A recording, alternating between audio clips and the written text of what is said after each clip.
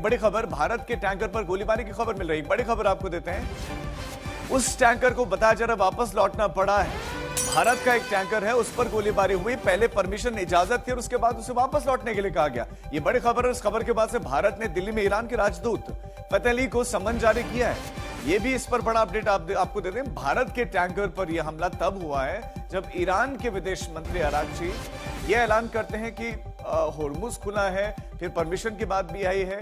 Iran ने cease fire तक होर्मुज को खोल दिया, ये ऐलान था। और उसके बाद ये एकाएक स्थिति फिर बदलती हुई स्ट्रेट ऑफ होर्मुज में दिखाई दी है। हालांकि इस फायरिंग में भारत के टैंकर्स में मौजूद क्रू को किसी तरह की कोई दिक्कत नहीं हुई है।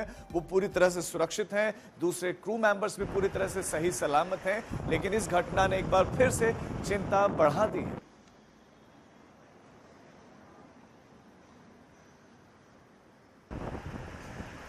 हमारे साथ हमारे सहयोगी सुमित चौधरी इस खबर पर ज्यादा जानकारी के साथ जुड़े। सुमित, स्ट्रेट ऑफ होर्मुज, पहले बयान ईरान का आता है कि सारी चीजें ठीक है, हम खोल रहे हैं।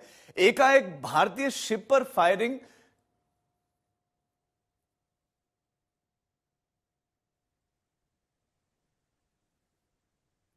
सुमित, अगर मेरी आवाज मिल रही है तो इस समय क्या सिचुएशन है स्ट्रेट ऑफ होर्मुज में? एक तरफ खुला रखने के बाद दूसरी तरफ ये फायरिंग, क्या मतलब है इसका?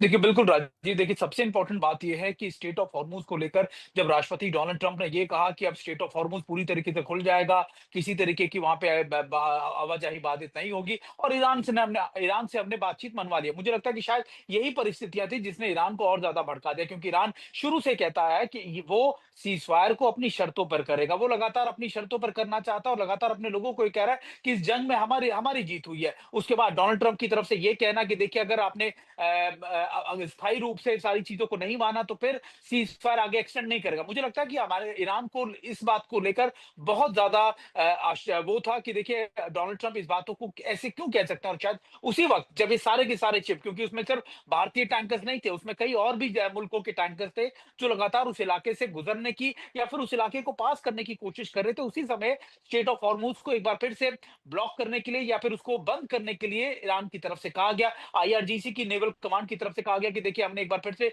जो स्टेट ऑफ हॉर्मुज को बंद कर दिया, और शायद उसी वजह से जी सुमित। शायद एक तरीके का अलर्ट फायरिंग की जाती है, या फिर आप कह सकते हैं कि वार्निंग शॉट्स दिए जाते हैं।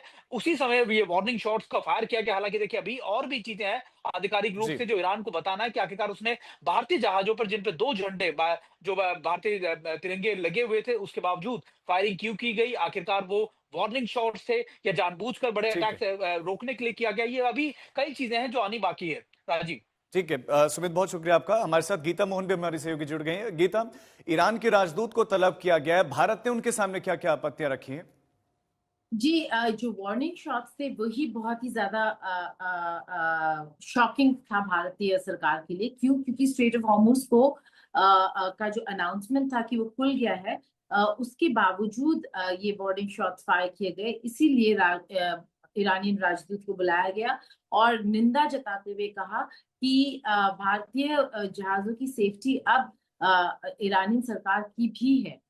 ये भी पूछा गया कि जो सिचुएशन है वो ऐसा पैदा क्यों हुआ जहां पर इन जहाजों पर वार्निंग शॉट्स फायर करने की जरूरत पड़ी।